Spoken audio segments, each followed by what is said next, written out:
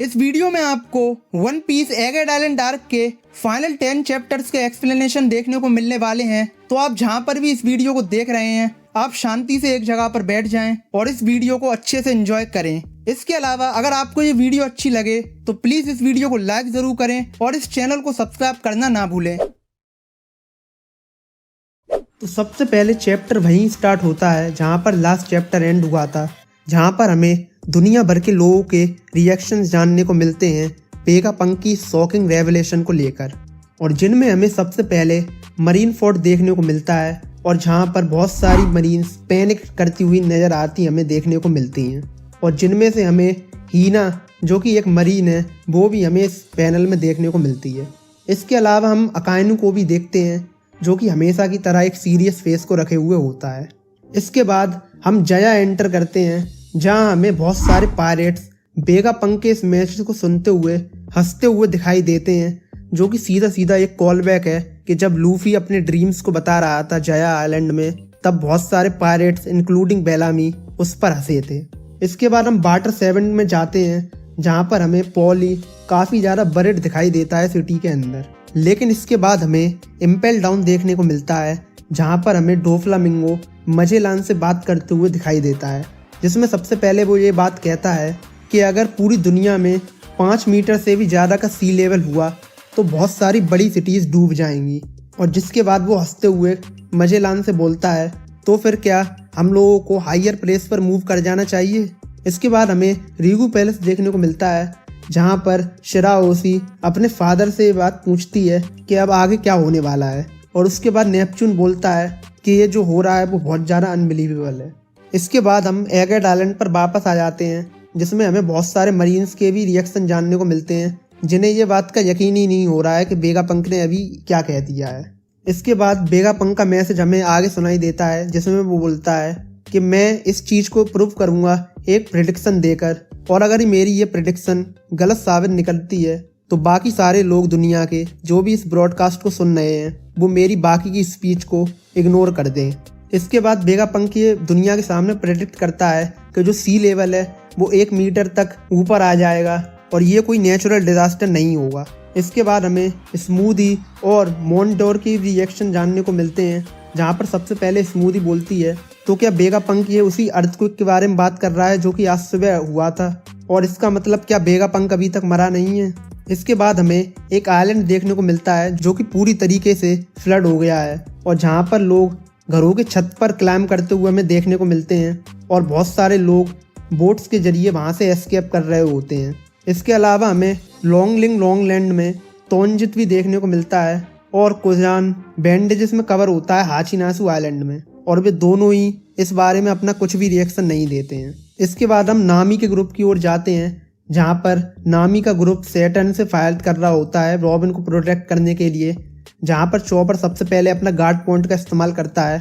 नामी अपनी lightning bolt Saturn के मुंह पर मारती है और लिलिथ उस पर अपनी गन से हमला करती है, लेकिन इसके बावजूद सैटर्न उन सारे लोगों को हवा में फेंक देता है। लेकिन रॉबिन अपनी आर्म्स को स्पाइडर वेब में कन्वर्ट करती है और अपने फ्रेंड्स को बचाती है। इसके बाद सैटर्न बोलता है बाकी 5 एल्डर्स से कि वो खुद देंदन मुशी को देखेगा और डिस्ट्रॉय करेगा मदर फ्लेम रूम में, और वो फिर स्ट्रॉयड क्रू के सामने से निकलकर लेबोरेटरी में चला जाता है और अपने ह्यूमन फॉर्म में वापस आ जाता है। इसके बाद हमें एक बहुत बड़े मैसिव टैंक में मदर फ्लेम देखने को मिलती है, और ये एक छोटी सी बर्निंग फ्लेम होती है जो कि बहुत बड़े टैंक के अंदर होती है जिसमें पानी भी भरा होता है। इसके बाद सैटर्न सारे देंदन मुशी को उस रूम में नष्ट कर देता है। इसके बाद सैटर्न बाकी वेगापंक से कहता है कि ये वो वाला देंदन मुशी नहीं है, और जिसके जवाब में बाकी 5 एल्डर्स बोलते हैं कि उन सारे देंदन मुशी को डिस्ट्रॉय कर दो। इसके बाद हम वेगापंक का मैसेज फिर से सुनते हैं जहाँ पर वो सबसे पहले कहता है कि मेरा पहला सन ये है कि मैं इस पूरी दुनिया को अपने प्योर इंटेंशन की मदद से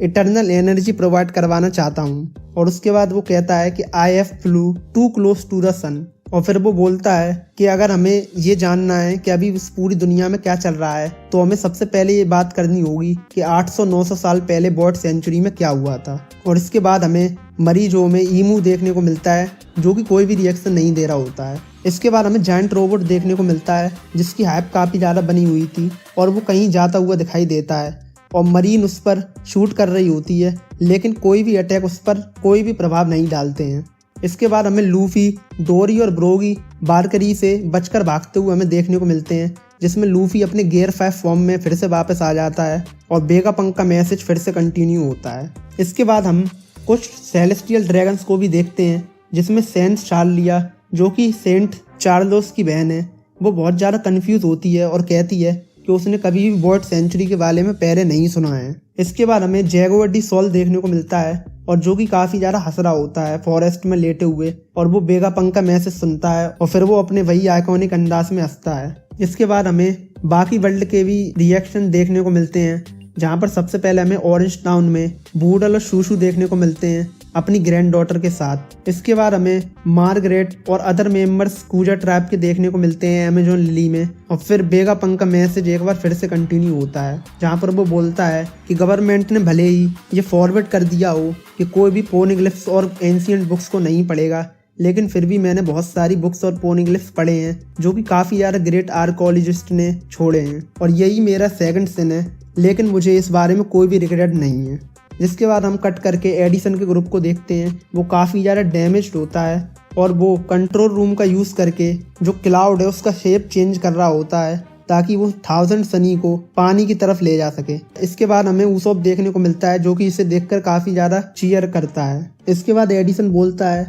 कि स्ट्रोएट अपने आप को वर्ल्ड गवर्नमेंट द्वारा पकड़ने मत देना। इसके बाद हमें वेगापंक का मैसेज सुनाई देता है जो कि बॉट सेंचुरी के बारे में बोल रहा होता है, और वो सबसे पहले कहता है हिस्ट्री एक कहानी की तरह है और वो उसी कंप्लीट स्टोरी को दुनिया के सामने बताएगा जो कि 100 ईयर्स में हुई थी, और वो अपनी कोई भी इमेजिनेशन इस बातों में फिल नहीं करेगा, वो उतना ही दुनिया के सामने बताएगा जितना उसे एक्चुअली में पता है। इसके बाद हमें लूफी गियर 5 से बारकरी पर अटैक करते हुए दिखाई देता है। इसके बाद ब्रोगी बोलता है लूफी से कि अब ये अटैक मत करो, इसका कोई भी असर उस पर नहीं होगा, लेकिन लूफी बोलता है कि this time it will work. इसके बाद लूफी एक बार फिर बारकरी पर अटैक करता है, लेकिन उसका अटैक जैसा कि डोरी और ब्रोगी ने कहा कि उस पर बिल्कुल भी काम नहीं करता है, और लूफी के रिएक्शन को देखकर उससे बोलते हैं कि हमें और हंसाना बंद करो। इसके बाद हमें चैप्टर के एंड में वेगापंक का मैसेज फिर से कंटिन्यू होता सुनाई देता है, जिसमें वो काफ़ी शॉकिंग रेवलेशन करता है, जिसमें सबसे पहले वो ये बात बोलता है कि इस कहानी का जो मेन हीरो था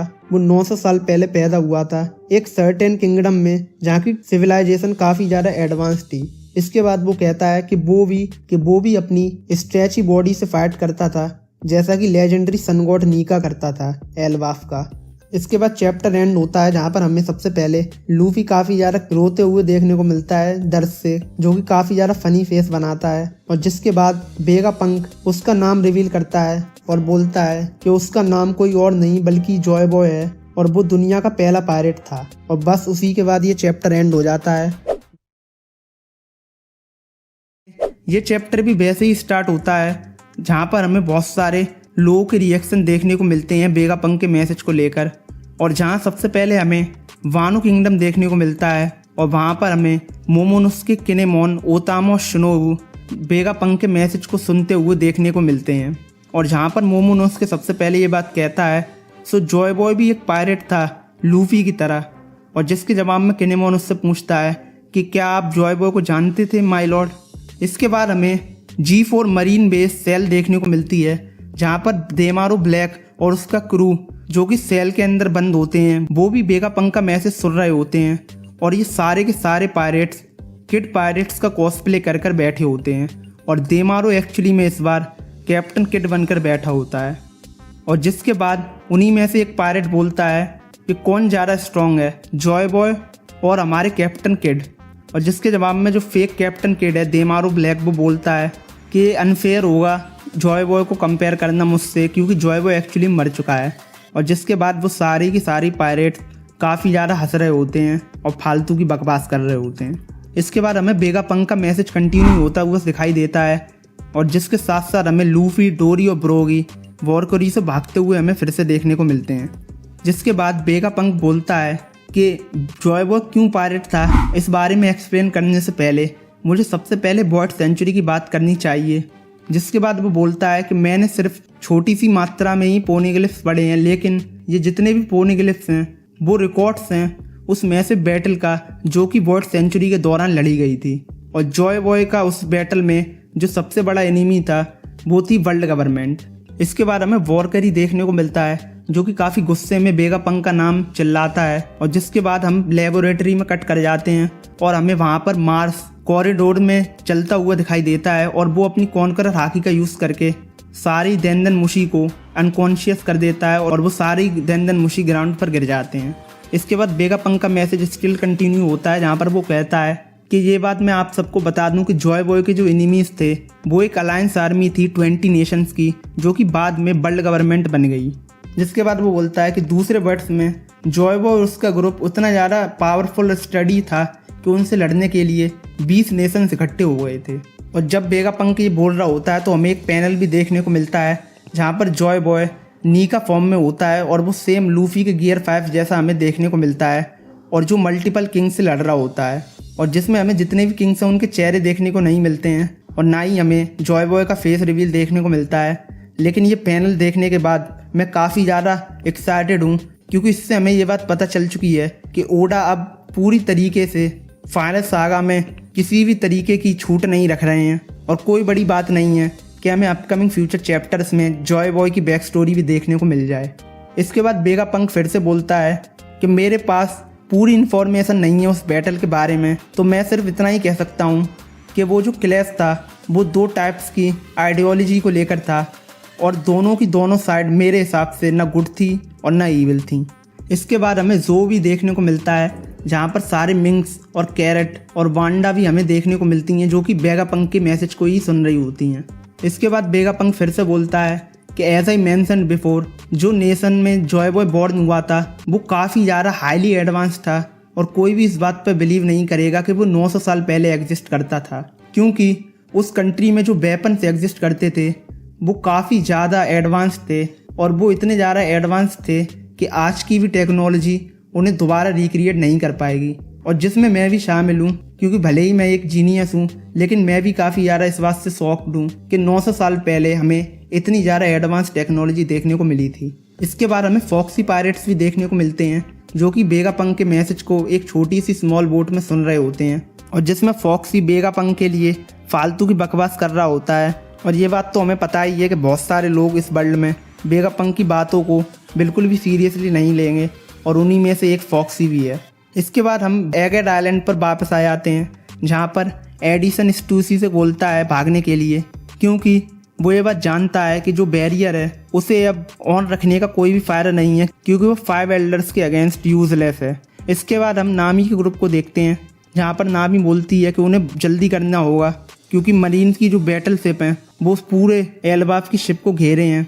और वो लोग अगर जल्दी से उन शिप्स पर नहीं पहुँचे तो वो यहाँ से नहीं निकल पाएंगे। इसके बाद हमें फाइनली इस चैप्टर में जोरो और जिम्बे भी देखने को मिलते हैं, जिसमें जिम्बे जोरो को अपने कंधे के ऊपर रखकर भाग रहा होता है। इसके बाद हमें स्टूसी देखने को मिलती है, जहाँ पर वो काकू से काफ़ी सैड होकर बात कर रही होती है, और जहाँ पर वो बोलती है कि अब मुझे नहीं पता कि मैं अब क्या करूँ, क्योंकि स्टेला तो अब नहीं रहे और मैं अपना पर्पस भूल चुकी हूँ इस लाइफ में कि अब मैं क्या करूँगी। इसके बाद हमें नसजूरो काफ़ी ज़्यादा अटैक करते हुए देखने को मिलता है, जिसमें सबसे पहले वो बोनी और जायंट्स पर अटैक करता है, लेकिन बोनी को फ्रैंकी बचा लेता है ताकि वो नसजूरो के अटैक को ना ले पाए। इसके बाद नसजूरो अपनी तलवार का यूज़ करके एल्बाफ की शिप के फिगर हेड को उड़ा देता है, और वो गुस्से में बोलता है कि वेगापंक तुम बहुत ज़्यादा बोल चुके। और फिर वो आगे बोलता है कि यहाँ पर तो बहुत सारी लाइफ फॉर्म है। इसके बाद नसजूरो हवा में उड़ता है, और फिर वो अपनी एपिक तलवार से पूरे के पूरे क्लाउड को और पंक रिकॉर्ड्स को हाफ में काट देता है, और जितने भी सेराफिम और साइबरपोल एजेंट्स होते हैं वो सारे के सारे नीचे की ओर गिर जाते हैं। इसके बाद हमें वेगापंक का मैसेज कंटिन्यू होता सुनाई देता है, जहाँ पर वेगापंक बोलता है कि बॉट सेंचुरी का एंड तब हुआ था जब जॉय बॉय हार गया था, लेकिन जो उसका डाउनफॉल था उस बैटल में उससे इस पूरी दुनिया को काफ़ी ज़्यादा डैमेज हुआ, और जिसको ठीक करना काफ़ी ज़्यादा मुश्किल है। इसके बाद वो बोलता है कि एक आइलैंड से दूसरे आइलैंड तक जाना यही आज की दुनिया है, और जैसा कि हम सब लोग ये बात जानते ही हैं कि समंदर में सेल करना काफ़ी ज़्यादा डिफ़िकल्ट है, और इसीलिए वेगापंक ये बोलता है कि बहुत सारी ऐसी पॉपुलेशन भी है इस दुनिया में जो कि सिर्फ अपनी जगह पर ही पैदा होती है और वहीं पे मर जाती है, और ना वो दूसरे आइलैंड्स पर कभी जा पाते हैं और ना वो उनके कल्चर को देख पाते हैं। इसके बाद हमें और भी रैंडम प्लेसेस देखने को मिलते हैं दुनिया के, जो कि वेगापंक के मैसेज को सुन रहे होते हैं। यहाँ पर हमें जोरो का टाउन भी देखने को मिलता है, जहाँ पर जोरो की जो सेंसेई हैं कोशिरो, वो वेगापंक के इस मैसेज को सुन रहे होते हैं किड्स को ट्रेन करते वक्त। इसके बाद वेगापंक बोलता है कि ये सारी चीज़ें आज के टाइम पर कॉमन सेंस हैं, लेकिन ये सारी की सारी चीज़ें अप्लाई नहीं करती हैं उस वर्ल्ड पर जो कि 1000 साल पहले एग्जिस्ट करता था। हम लोग ये बात अज्यूम करते हैं कि हमारा वर्ल्ड ऐसा ही था जैसा कि आज है, जहाँ पर बहुत सारे आइलैंड्स हैं, लेकिन वो ये बात बोलता है कि 1000 साल पहले इस पूरी दुनिया में बहुत सारे कॉन्टिनेंट्स थे, लेकिन जो क्लाइमेट चेंज था उस टाइम पर वर्ल्ड सेंचुरी के दौरान, उसने ना सिर्फ काफ़ी ज़्यादा डिस्ट्रक्शन किया, बल्कि उस टाइम की सी लेवल का राइज 200 मीटर तक बढ़ गया था इसी की वजह से। और हम जितने भी आइलैंड्स आज देखते हैं वो सारे के सारे फ्रेगमेंट्स हैं उन कॉन्टिनेंट्स के जो कि उस टाइम पर एग्जिस्ट करते थे। और जितना भी ये वर्ल्ड है वो 1000 साल पहले पानी के नीचे दब गया है, और आज हम जितने भी आइलैंड्स देखते हैं वो सिर्फ एक फ्रेगमेंट्स हैं उन विशाल आइलैंड्स के जो कि 1000 ईयर पहले एग्जिस्ट करते थे। और जब हमें वेगापंक ये सारी बात बता रहा होता है तो हमें एक काफ़ी बड़ा पैनल भी देखने को मिलता है, जहाँ पर बहुत सारी ऐसी सिटीज़ हमें देखने को मिलती हैं जो कि पूरी तरह से पानी के अंदर डूब चुकी हैं और नष्ट हो चुकी हैं।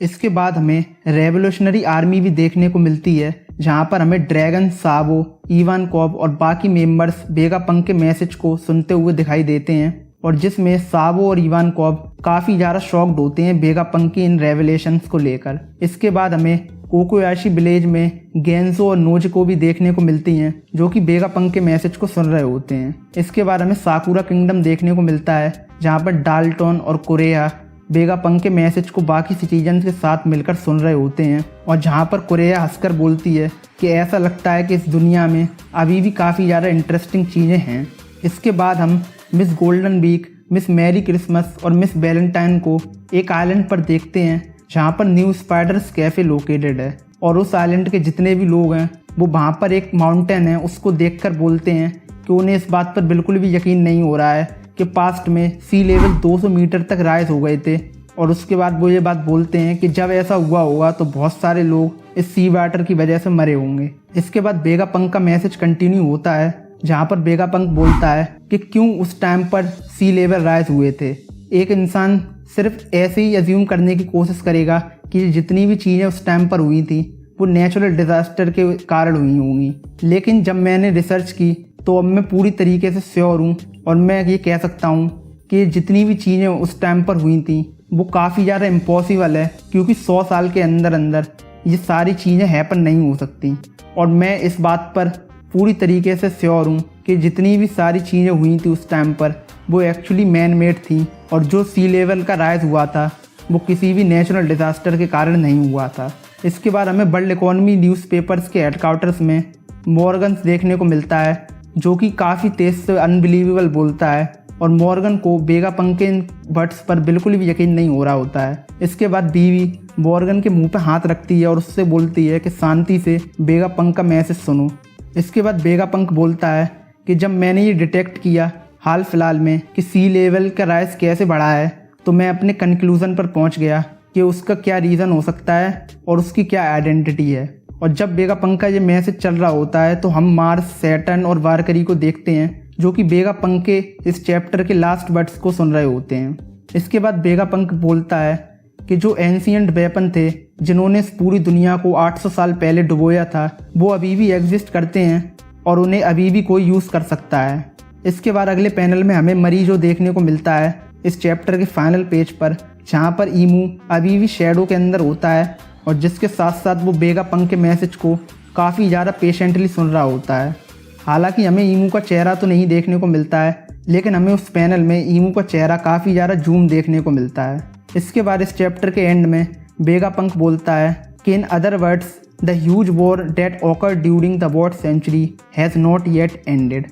यानी कि दूसरे शब्दों में कहूँ तो जो ह्यूज वॉर फोर्थ सेंचुरी के दौरान स्टार्ट हुआ था वो अभी तक ख़त्म नहीं हुआ है।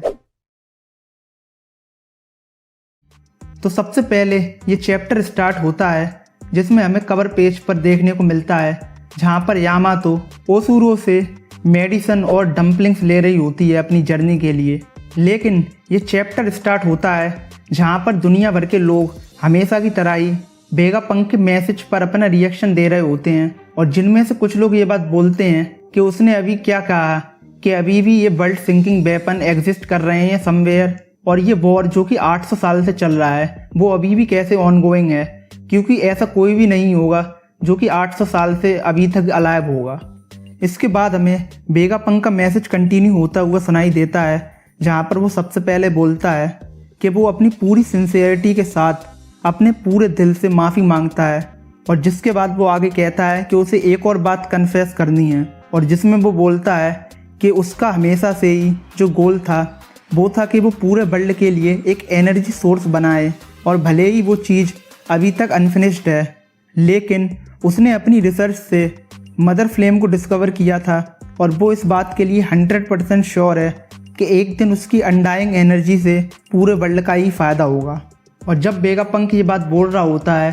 तो हमें अरवस्ता किंगडम देखने को मिलता है जहाँ पर एक पैनल में हमें इग्रम और कारू देखने को मिलते हैं जो कि बीवी के मिसिंग पोस्टर को देखकर काफ़ी ज़्यादा इमोशनल हो रहे होते हैं। इसके अलावा हमें बाकी और कैरेक्टर्स भी देखने को मिलते हैं अरवस्ता किंगडम के, जो कि नेफित्री कोबरा के टॉम के पास बैठे होते हैं और जहाँ पर हमें पैल और चाका भी खड़े हुए देखने को मिलते हैं। इसके बाद जो वेगापंक बोलता है वो काफ़ी ज़्यादा शॉकिंग है, क्योंकि वो आगे बोलता है कि मदर फ्लेम का एक छोटा सा फ्रेगमेंट उससे चोरी कर लिया गया था, लेकिन वेगापंक इसकी पूरी रिस्पॉन्सिबिलिटी लेता है। इसके बाद वो आगे कहता है कि 2 हफ्ते बाद जब से मदर फ्लेम चोरी हुआ था तो उसने वो ऑब्जर्व किया कि लुलूसिया किंगडम की स्काई के ऊपर काफ़ी ज़्यादा इंटेंस ग्लो देखी गई थी, और जिसके कुछ देर के बाद उसे इस बात की कन्फर्मेशन मिली कि लुलूसिया नेशन बिना किसी ट्रेस के मिस्टीरियसली वर्ल्ड से वैनिश हो गया है। और जब वेगापंक ये बात बोल रहा होता है तो हमें मोडा देखने को मिलती है जो कि लुलूसिया किंगडम की ही एक सिटीजन होती है, और जिसके साथ हमें वाइस एडमिरल कोमिल भी देखने को मिलते हैं जिन्हें हमने एस की कवर स्टोरी में देखा था। वो काफ़ी ज़्यादा शॉक्ड होते हैं कि लुलूसिया किंगडम एंशिएंट वेपन से डिस्ट्रॉय हो चुका है। इसके अलावा हमें प्रोडेंस किंगडम में किंग एलिजाबेलो सेकंड भी देखने को मिलते हैं जो कि अपने एडवाइज़र से पूछते हैं कि जाओ जल्दी आके चेक करो कि ये जो लुलूसिया किंगडम के डिसअपीयरिंग की न्यूज़ है वो सच है या नहीं। इसके बाद वेगापंक आगे बोलता है कि उसके बाद मेरे जो इक्विपमेंट था उसने वर्ल्ड वाइड हो रहे अर्थक्वेक को रजिस्टर किया था, जिसके बारे में मैंने आपको पहले मेंशन किया है। इसके बाद वो आगे ये कहता है कि भले ही ये एक साइंटिस्ट की प्राइड जैसा साउंड करे, लेकिन मैं इस बात से 100% सर्टेन हूँ कि जो मदर फ्लेम है वही इतनी बड़ी इमेंस एनर्जी को सप्लाई कर सकता है, और जो हमें इस ट्रेजेडी में देखने को मिली भी है। इसके बाद वो आगे कहता है कि मेरा खुद का इन्वेंशन का यूज़ किया गया है एंशिएंट वेपन को पावर देने के लिए, और भले ही इस परपेक्ट्रेटर्स के ओरिजिन्स और मोटिवेशंस क्लियर नहीं हैं, लेकिन मैं इस मास मर्डर का अनजाने में ही सही लेकिन दोषी हूँ, और इसके लिए मैं एक्सप्रेस नहीं कर सकता हूँ कि मैं कितने ज़्यादा रिमोर्सफुल हूँ, और इस इंसिडेंट में अपने पार्ट के लिए मैं काफ़ी ज़्यादा माफ़ी मांगता हूँ। और जब वेगापंक ये बोलता है तो वो अपने घुटने टेक कर और अपने सर को नीचे कर कर माफ़ी मांगता है, जिससे हमें ये जानने को मिलता है कि वो कितने ज़्यादा रिस्पॉन्सिबल है इस बात को लेकर। इसके साथ साथ हमें इस चैप्टर में एडिसन और स्टूसी की भी एक कन्वर्सेशन देखने को मिलती है, जहाँ पर स्टूसी काफ़ी ज़्यादा इमोशनल होती है और वो एडिसन से कहती है कि वो काकू को रिलीज़ करने वाली है, और उसने साइफर पोल एजेंट्स को देखा है गिरते हुए मिडिल ऑफ द आइलैंड में, जहाँ से कोई भी स्केप करने का रास्ता नहीं है। इसके बाद एडिसन स्टूसी से अपोलोजाइज करता है कि उसके कहने पर ही उसने साइफर पोल को बिट्रे किया है, और वो ये बात जानता है कि स्टूसी उन्हें एज अ फ्रेंड देखती है, लेकिन उसकी जो लॉयल्टी है वेगापंक को लेकर वो भी काफ़ी ज़्यादा रियल है। और एडिसन उससे आगे कहता है कि such conflict in your heart is what makes you human स्टूसी, जिसका मतलब ये है कि एडिसन उससे ये कहना चाहता है कि तुम्हारे अंदर का जो इनर कॉन्फ्लिक्ट है वो इस बात का प्रूफ है कि तुम एक क्लोन नहीं हो, तुम्हारे अंदर भी उतनी ही ह्यूमैनिटी है जितनी हम सब के अंदर है। और जिसके बाद वो कहता है कि तुम जो चाहो वो करो, लेकिन बस किसी तरीके से जीने का एक रास्ता ढूंढो, और जिस पर स्टूसी काफ़ी इमोशनल होकर हाँ कहती है। इसके बाद हमें ईमू देखने को मिलता है जो कि एक बड़ी सी पोर्ट्रे वाली तस्वीर को देख रहा होता है, और अगर आप उस तस्वीर को गौर से देखेंगे तो वो काफ़ी हद तक बीवी की तरह देखने को हमें मिलती है, और पर्सनली जो मेरी थ्योरी है उसके हिसाब से ये पोर्ट्रे नेफेतरी डी लिली की है, जो कि बिल्कुल बीवी की तरह हमें देखने को मिलती है। और जिस तरीके से ईमू उस तस्वीर की तरफ देख रहा है उससे ये बात तो कन्फर्म है कि लिली का रोल एंशिएंट किंगडम में काफ़ी ज़्यादा इम्पोर्टेंट हुआ होगा। इसके बाद वेगापंक आगे बोलता है कि एक समय पहले 3 ग्रेट एंशिएंट वेपन्स थे और जॉय बॉय का ये प्लान था कि वो इन तीनों वेपन्स को फ्यूचर जनरेशन्स तक पास ऑन करेगा। लेकिन इससे ये सवाल निकल के सामने खड़ा होता है कि क्या हमारा वर्ल्ड ऑलरेडी इनफ डूबा नहीं है क्या? और ऐसी एम्बिग्विटी से वेगापंक ये बात नहीं बोल सकता है कि बॉट सेंचुरी में हुई दोनों साइड्स में से कौन सी साइड अच्छी थी और कौन सी बुरी थी। इसके बाद वो आगे बोलता है कि इसके आंसर का दिन जल्दी आने वाला है और वो पूरी दुनिया से कहता है कि इसको एक वार्निंग की तरह कंसीडर करना, क्योंकि जब वो टाइम आएगा तो ये पूरी दुनिया इस डूबते हुए वर्ल्ड के नोशन से डरेगी। इसके अलावा हमें एक पैनल में क्रोकोडाइल भी देखने को मिलता है, जो कि काफ़ी ज़्यादा शांति से वेगापंक के इस मैसेज को सुन रहा होता है और उसके चेहरे से ये देखने को हमें मिलता है कि वो काफ़ी ज़्यादा डीप थॉट में है। इसके बाद हम न्यू मरीन फोर्ट को देखते हैं, जहाँ पर हमें सेंगोकू और सूरू के रिएक्शन देखने को मिलते हैं वेगापंक के रिएक्शन को लेकर। और हमें उसके बाद अकाइनू भी देखने को मिलता है, जो कि हमेशा की तरह अपने हाथ में एक शिकार पकड़े हुए है। और इसके बाद अकाइनू आगे बोलता है, everything you are going to explain everything Vegapunk, जो कि वो काफ़ी गुस्से होकर बोलता है। और इससे ये बात हमें जानने को मिलती है कि शायद अकाइनू को भी पूरी हिस्ट्री पता है बॉट सेंचुरी से रिलेटेड, और इसीलिए वो वेगापंक के इस मैसेज पर काफ़ी ज़्यादा नाराज़ है। इसके बाद हमें यॉर्क देखने को मिलती है, जो कि इस बात से काफ़ी ज़्यादा हैरान है कि वेगापंक को कैसे पता मदर फ्लेम का एक फ्रेगमेंट चोरी किया गया है, क्योंकि वो आगे बोलती है कि मैंने अपनी मेमोरी डिलीट कर दी थी और जब मैंने ये बात वेगापंक को बताई थी तो वो काफ़ी ज़्यादा शॉक्ड हो गया था इस बात को सुनकर। और इसके बाद यॉर्क गुस्से में बोलती है, तो क्या वेगापंक को गवर्नमेंट के सारे प्लान्स पता थे? क्योंकि वो इस मैसेज को रिकॉर्ड नहीं करता अगर उसे कुछ भी नहीं पता होता। इसके बाद यॉर्क गुस्से में 5 एल्डर्स को बुलाती है और उनसे कहती है कि मुझे पता चल गया है कि ब्रॉडकास्ट स्नेल कहाँ पे है। और जिसके बाद यॉर्क आगे बोलती है कि जो स्नेल है वो आयरन जायंट के अंदर है, जो कि कहीं चलकर जा रहा है। और जिससे ये बात प्रूव हो जाती है कि जब वेगापंक लूफी से मिला था तब वो आयरन जायंट के अंदर आधा क्यों फंस गया था, क्योंकि वो उस समय उस ट्रांसपोंडर स्नेल को उसके अंदर रख रहा था ताकि कोई भी उसके ट्रांसपोंडर स्नेल को ढूंढ ना सके। इसके बाद वेगापंक आगे बोलता है कि बॉट सेंचुरी अभी भी एक एनिग्मा है, लेकिन ऐसे भी कुछ लोग हैं इस दुनिया में जिन्हें बॉट सेंचुरी के बारे में सब कुछ पता है। और जिसके बाद वेगापंक आगे बोलता है कि वो बात कर रहा है पायरेट किंग गोल्डी रॉजर के फॉर्मर क्रूमेट्स के बारे में, और जिसमें वो आगे कहता है कि वो 100% श्योर है कि उन्होंने उस लॉस्ट हिस्ट्री के बारे में सब कुछ पता किया है। लेकिन अगर ये बात सच है कि उन्हें इस बॉट सेंचुरी के बारे में सब कुछ पता है, तो क्यों उन्होंने इस बॉट सेंचुरी के बारे में किसी भी इंसान से कुछ भी नहीं कहा, और क्यों वो बिना किसी को इस बारे में बताए गायब हो गए हैं। और जिसके बाद वो लास्ट में बोलता है कि अगर उन्हें इस बॉट सेंचुरी के बारे में सब कुछ पता था तो उन्होंने इसके बारे में क्यों कुछ नहीं किया। और जब वेगापंक इस चैप्टर के लास्ट में ये बात बोलता है तो हमें रेली देखने को मिलता है, जो कि शैकी के बार में बैठा होता है, जो कि काफ़ी ज़्यादा शराब पी चुका होता है और बस पास्ड आउट होने वाला ही होता है। और जिसमें वो लास्ट पैनल में ये बात बोलता है कि अब मैं सिर्फ एक ओल्ड मैन हूँ जस्ट लाइक वेगापंक। और एक ओल्ड मैन को, जिसमें वो वेगापंक को भी शामिल करता है, बहुत ज़्यादा नहीं बोलना चाहिए और जो यंगस्टर्स हैं उनके फ़न को ख़राब नहीं करना चाहिए। और जिसके बाद लास्ट पैनल में रेली बोलता है कि the thrill is there to seek now right Roger. और बस वहीं ये चैप्टर ख़त्म हो जाता है। बाकी इस चैप्टर में जो सबसे ज़्यादा इंटरेस्टिंग चीज़ मेरे लिए थी वो यही थी कि मदर फ्लेम एक्चुअली में एंशिएंट वेपन के लिए एक फ्यूल का काम करता है, और जो थ्योरीज लोग लगा रहे थे कि मदर फ्लेम एक तरीके की कॉपी है one of the ancient weapons की, वो इस चैप्टर से बिल्कुल गलत साबित हो गई है। तो सबसे पहले ये चैप्टर स्टार्ट होता है जहाँ पर हमें कवर पेज पर यामातो देखने को मिलती है,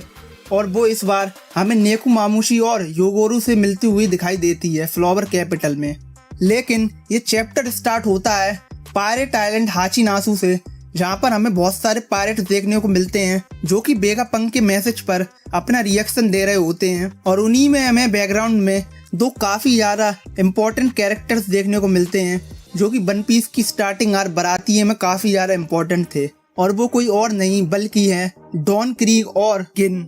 और जहाँ पर हमें डॉन क्रीक को देखकर ये लगता है कि उसने अपने बाल बढ़ा लिए हैं और वो पहले से काफ़ी ज़्यादा डिफरेंट नज़र आ रहा है।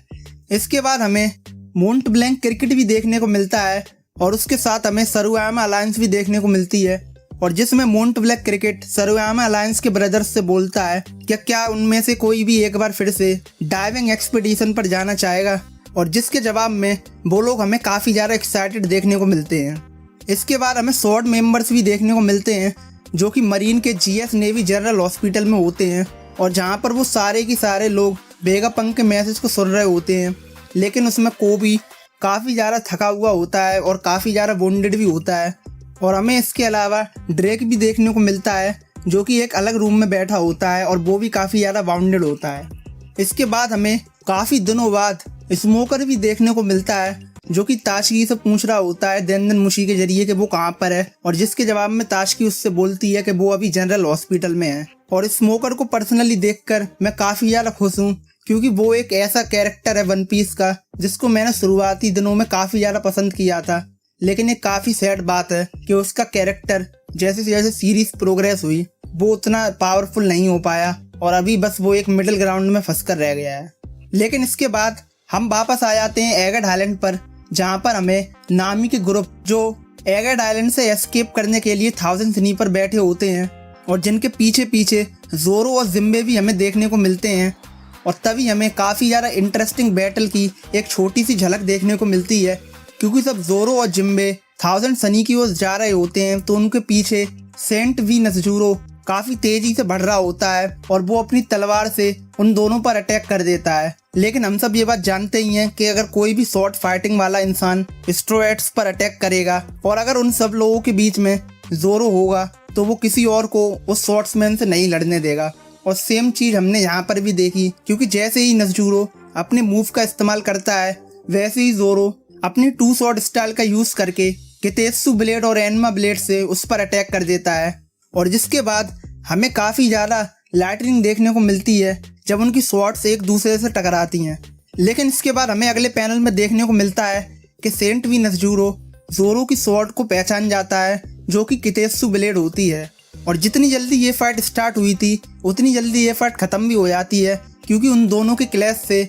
वो दोनों एक दूसरे से काफ़ी दूर गिर जाते हैं और जोरो को जिम्बे अपने हाथों से लिफ्ट कर लेता है। लेकिन इन दोनों के क्लैश की इस स्टार्टिंग को देखकर मैं पर्सनली काफ़ी ज़्यादा खुश हुआ हूँ, क्योंकि इस आर्क में जब से सेंट वी नज़जूरो बाकी और एल्डर्स के साथ आया था तभी से फैंस ये प्रेडिक्शन लगा रहे थे कि क्या हमें जोरो और उसकी फाइट देखने को मिलेगी। और हाल फिलहाल में जिस तरीके से कुछ चैप्टर्स में जोरो गायब रहा था उसके बाद जोरो के फैंस, जिसमें मैं भी एक शामिल हूँ, वो काफ़ी ज़्यादा डिसअपॉइंटेड हो गए थे और इस बात की उम्मीद कर रहे थे कि काश हमें ये फाइट इस आइलैंड पर देखने को मिले। इसके बाद हमें नेक्स्ट पैनल में लूफी देखने को मिलता है जो कि इस बारे में बात कर रहा होता है डोरी और ब्रोगी से कि उनके पीछे जो एक बड़ा सा बोर्ड था वो कहाँ चला गया।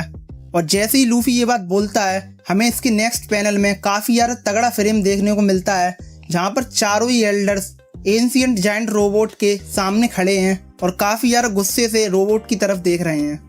और जिसके बाद उन्हीं में से एक गौरव से इस बात की रियलाइजेशन करता है कि ये तो वही सेम रोबोट है जिसने 200 साल पहले मरी जोस पर हमला किया था। लेकिन इसके बाद हमें वेगापंक के मैसेज में काफ़ी ज़्यादा इंटरेस्टिंग बात जानने को मिलती है जहाँ पर वो डी क्लैन के मेंबर्स के बारे में बात कर रहा होता है। और जैसे ही वो ये बात बोलता है कि those of you who carry the letter D in your name among you there is more, और जैसे ही वो मो बोलता है उसी सेम टाइम पर सारे के सारे एल्डर्स काफ़ी गुस्से में एंशिएंट जायंट रोबोट पर अटैक कर देते हैं, और जिससे जो वेगापंक का मैसेज है वो बीच में ही कट जाता है। और हमें वर्ल्ड में जितने भी बड़े बड़े कैरेक्टर्स हैं जिसमें ड्रैगन, ब्लैक बियर्ड, साबो, बेपो और कोबी भी शामिल हैं, उन सारे के सारे लोगों के सिर्फ यही रिएक्शन जानने को मिलते हैं जहाँ पर वो जितने भी डी क्लैन के मेंबर्स हैं जो कि उनसे रिलेटेड हैं उनके नाम बोल रहे होते हैं। जहाँ पर साबो एस और लूफी का नाम लेता है, ड्रैगन कुछ भी नहीं बोलता है हमेशा की तरह, बेपो अपने कैप्टन का नाम ले रहा होता है क्योंकि हम सब लोग ये बात जानते ही हैं कि लॉ के नाम में भी डी शामिल है, कोबी लूफी का नाम ले रहा होता है और गार्प का नाम ले रहा होता है, और ब्लैक बियर्ड हमेशा की तरह एक क्रीपी सी स्माइल देकर बोलता है। और उसके बाद बस वेगापंक का मैसेज वहीं बीच में रुक जाता है और हमें एक पैनल में ये बात देखने को मिलती है कि एंशिएंट जायंट रोबोट गोरोसेकी अटैक से काफ़ी ज़्यादा घायल है और जिसके बाद वो ग्राउंड पर गिर जाता है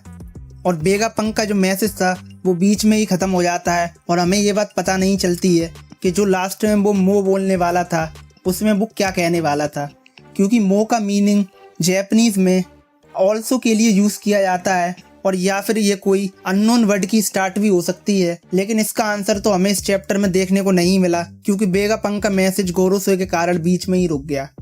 इसके बाद हमें बीवी भी देखने को मिलती है और वो भी काफ़ी यार शॉक्ड होती है कि वेगापंक अभी क्या बोलने वाला था और ये मैसेज अभी कैसे बंद हो गया। और इसके बाद हमें फाइनल पैनल में यॉर्क देखने को मिलती है, लेकिन वो इस बात से खुश है कि वेगापंक का मैसेज फाइनली ओवर हो गया है और बस वहीं पर ये चैप्टर एंड हो जाता है। और हमें इस चैप्टर में ये बात जानने को नहीं मिली कि वेगापंक जो मो बोलने वाला था उसका एक्चुअली में मीनिंग क्या है। क्या वो मदर फ्लेम के बारे में बात करना चाहता था, क्या वो मंकी डी लूफी बोलना चाहता था, या फिर क्या वो मोल कहना चाहता था, क्योंकि ये भी काफ़ी ज़्यादा थ्योरीज हैं कि वेगापंक इस बारे में ये बात बोलना चाहता था कि amongst you there is a mole, यानी कि जो डी क्लैन के मेंबर्स हैं उनमें से कोई एक गद्दार है या स्पाई है, या मे बी अभी नहीं है स्पाई तो एंशिएंट टाइम में हुआ करता था और जिसके ही कारण वर्ल्ड सेंचुरी में जॉय बॉय की हार हुई थी। तो सबसे पहले इस चैप्टर के कवर पेज पर हमें यामातो देखने को मिलती है जो कि फ्लावर कैपिटल से निकल रही होती है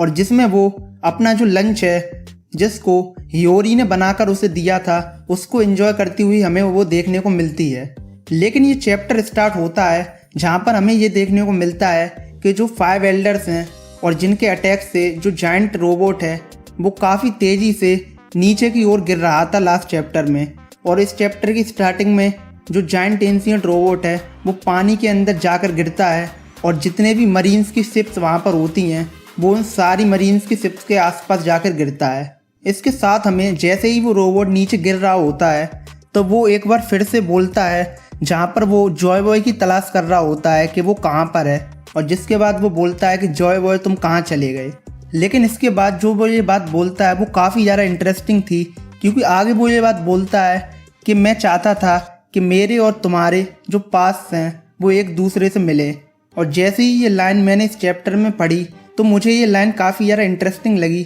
क्योंकि इससे हमें ये जानने को मिलता है कि जो एंशिएंट जायंट रोबोट है वो जॉय बॉय यानी कि लूफी को कुछ बताना चाहता था और इसीलिए वो जॉय बॉय को ढूंढ रहा है। इसके बाद हमें वेगापंक का मैसेज जो कि लास्ट चैप्टर के अंदर कट हो गया था वो हमें थोड़ा सा और सुनने को मिलता है, जहाँ पर वेगापंक बोलता है कि एंड देयर नेम वॉज, और फिर ये मैसेज वहीं पर रुक जाता है।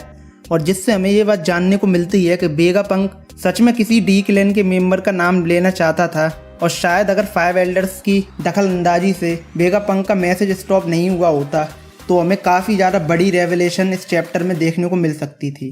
इसके बाद हमें दोबारा से बाकी वर्ल्ड के रिएक्शन जानने को मिलते हैं वेगापंक के मैसेज को लेकर, जहाँ पर हमें सबसे पहले अरवस्ता किंगडम देखने को मिलता है और वहाँ पर कोजा और उसके जो फादर हैं तो वो बाकी अदर सिटीजन्स के साथ वेगापंक के मैसेज को ही सुन रहे होते हैं। इसके बाद हमें एक पैनल में विस्की पीक के सिटीजन्स भी देखने को मिलते हैं, जहाँ पर हमें मिस्टर 9 और मिस मंडे भी देखने को मिलती है जो कि अपने बेटे को अपनी हाथ में लेकर खड़ी होती है। और जिसके बाद उन्हीं में से एक सिटीजन ये बात बोलता है कि वर्ल्ड गवर्नमेंट वेगापंक को कभी भी नहीं मारेगी, भले ही उसने थोड़े बहुत लॉ को ब्रेक किया भी हो। जिससे हमें ये बात जानने को मिलती है कि लोगों का अभी भी यही पर्सपेक्टिव है वर्ल्ड गवर्नमेंट को लेकर कि वो इतने जीनियस साइंटिस्ट को कैसे मार सकते हैं, लेकिन असलियत में हम सब लोग ये बात तो जानते ही हैं कि सच्चाई तो कुछ और ही है। इसके बाद हमें ड्रेसरोसा किंगडम देखने को मिलता है, जहाँ पर हमें एक पैनल में लियो और रेबेका देखने को मिलते हैं और जहाँ पर लियो बोलता है तो इसका मतलब ये है कि ये सारा का सारा काम लूफी लैंड ने किया है, और जिसके जवाब में रेबेका बोलती है कि लूफी ऐसा नहीं कर सकता। लेकिन इसके बाद हम फिर से एगेड आइलैंड पर वापस आ जाते हैं, जहाँ पर हमें यॉर्क देखने को मिलती है और जिससे जो बाकी के एल्डर्स हैं वो ये सवाल पूछ रहे होते हैं कि अब कितने वेगापंक बचे हैं। और जिसके बाद यॉर्क उन 5 एल्डर्स से बोलती है कि सिर्फ 2 वेगापंक बचे हैं जो हैं लिलिथ और एटलास। और इसके आगे जो एल्डर्स हैं वो एक दूसरे से बात कर रहे होते हैं कि क्या उन दोनों वेगापंक को हमें एलिमिनेट करना चाहिए और जिसके जवाब में वॉरकरी ये बोलता है कि जी हाँ बिल्कुल, हम किसी भी वेगापंक को जो कि हमारे मिशन के लिए इम्पोर्टेंट नहीं है उसको ऐसे ही खुला नहीं छोड़ सकते। और जिसके बाद वो बोलता है कि पंक रिकॉर्ड्स के जितने भी बाकी फंक्शन हैं वो यॉर्क हैंडल कर लेगी। और जिसके बाद वो लिलिथ और एटलास को हंट करने के लिए आगे निकल जाते हैं। नेक्स्ट हमें लूफी देखने को मिलता है जो कि डोरी और ब्रोगी के साथ काफ़ी ज़्यादा तेज़ी से एल्बाफ के जायंट्स की शिप की ओर भाग रहा होता है। और वहाँ पर वो एल्बाफ की शिप पर फ्रैंकी, बोनी और सांजी से रियूनाइट होते हैं। और जिसके बाद हमें नेक्स्ट पैनल में ये देखने को मिलता है कि लूफी इसलिए इतना खुश है क्योंकि जो बोनी है उसने अपनी पावर्स का यूज़ करके जितने भी वाइस एडमिरल्स थे उन्हें बच्चे में कन्वर्ट कर दिया है और अब वो बिल्कुल हेल्पलेस हैं। इसके बाद हमें नेक्स्ट पैनल में देखने को मिलता है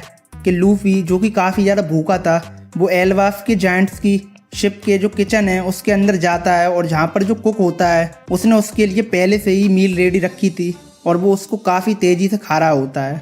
लेकिन इसके बाद हमें काफ़ी ज़्यादा इंटरेस्टिंग चीज़ देखने को मिलती है क्योंकि जो मार्स है वो काफ़ी तेज़ी से उड़कर एल्बाफ के जायंट्स की शिप को अटैक कर देता है और अपने मुंह से फ्लेम छोड़ता है। और जितने भी जायंट्स हैं वो अपने वेपन से उसको रोकने की कोशिश करते हैं। इसके बाद हमें इस चैप्टर का सबसे ज़्यादा शॉकिंग मोमेंट देखने को मिलता है क्योंकि जब मार्स उस शिप को अटैक कर रहा होता है तभी लूफी वहाँ पर काफ़ी तेज़ी से आता है। इसके बाद लूफी बोनी से ये बात बोलता है कि तुम भी मेरे साथ मिलकर एल्डर्स पर अटैक करो। और जिसमें बोनी ये बात बोलती है कि मैं इस फॉर्म में तुम्हारे साथ बराबरी नहीं कर पाऊँगी। लेकिन फिर लूफी उससे आगे जो ये बात बोलता है उसके बाद हमें काफ़ी ज़्यादा शॉकिंग चीज़ देखने को मिलती है क्योंकि लूफी जैसे ही उससे बोलता है कि तुम मेरे साथ बराबरी कर सकती हो, मुझे नहीं पता कि तुम्हारे पावर्स कैसे वर्क कर सकते हैं लेकिन मैं इस बात पे श्योर हूँ। और जैसे ही लूफी उससे ये बात बोल रहा होता है तो बोनी को एगेट आइलैंड की स्टार्टिंग में लूफी का ही एक फ्लैशबैक याद आता है जिसमें लूफी से बोनी ने पूछा था कि तुम्हारा जो बाउंटी पोस्टर है उसमें तुम ऐसे क्यों दिख रहे हो। और जिसके जवाब में लूफी ने ये बात उससे बोली थी कि जब वो बिल्कुल फ्री हो जाता है तो वो वैसा ही दिखता है। और जैसे ही बोनी ये बात याद करती है वो काफ़ी तेज़ी से ये बात बोलती है, डिस्टॉर्टेड फ्यूचर, मुझे एक ऐसा फ्यूचर दो जहाँ पर मैं बिल्कुल फ्री हूँ। और जैसे ही बोनी ये बात बोलती है वो एक बड़े से जायंट में कन्वर्ट हो जाती है और वो लूफी की तरह ही हमें नीका के फॉर्म में देखने को मिलती है। और हमें इस चैप्टर के एंड में काफ़ी ज़्यादा तगड़ा पैनल देखने को मिलता है जहाँ पर एक सीन में हमें लूफी और बोनी दोनों के दोनों गियर 5 में हमें देखने को मिलते हैं। और उन्हें देखकर हमें ये बात जानने को मिलती है कि अब वो इस फॉर्म में 5 एल्डर्स से लड़ने के लिए बिल्कुल तैयार हैं। लेकिन हमें चैप्टर के एंड में जो जायंट एंशिएंट रोबोट है वो बोनी और लूफी को सेंस कर लेता है जैसे ही वो दोनों गियर 5 में ट्रांसफॉर्म होते हैं। और उसके बाद वो इस चैप्टर के एंड में बोलता है कि देयर यू आर, यानी कि वो लूफी और बोनी दोनों को सेंस कर लेता है और तभी ये चैप्टर वहाँ पर ख़त्म हो जाता है। काकू और स्टूसी की कन्वर्सेशन देखने को मिलती है जहाँ पर स्टूसी और काकू एक दूसरे से बात कर रहे होते हैं और जिसमें काकू ये बात बोलता है कि स्टूसी तुम यहाँ से चली जाओ क्योंकि मैं भले ही तुम्हारी रिस्पेक्ट करता हूँ लेकिन अगर लुच्ची यहाँ पर आ गया तो मैं उसको रोक नहीं पाऊंगा। इसके बाद हमें नेक्स्ट पैनल में लूफी और बोनी काफ़ी ज़्यादा एक्साइटमेंट में देखने को मिलते हैं और उन दोनों की नीका ट्रांसफॉर्मेशन को देखकर नेवी काफ़ी ज़्यादा हैरान है। लेकिन इसके अलावा जो जायंट्स हैं वो काफ़ी ज़्यादा खुश हैं। इसके बाद जैसा कि हम सब लोग ये बात जानते ही हैं कि लास्ट चैप्टर में मार्स लूफी जिस जायंट शिप पर है उस पर अटैक करने के लिए आने वाला था और उसका अटैक हमें इस चैप्टर में देखने को मिलता है जिसमें सबसे पहले वो अटैक करने से पहले इस बात का खुलासा करता है कि बोनी एक्चुअली में नीका में जो ट्रांसफॉर्म हुई है वो एक्चुअली में अपने डेविल फ्रूट के कारण हुई है और उसका ये जो ट्रांसफॉर्मेशन है वो फेक है। और शायद इस पैनल से ओडा सेंसेई हम लोगों को ये बात बताना चाहते हैं कि भले ही बोनी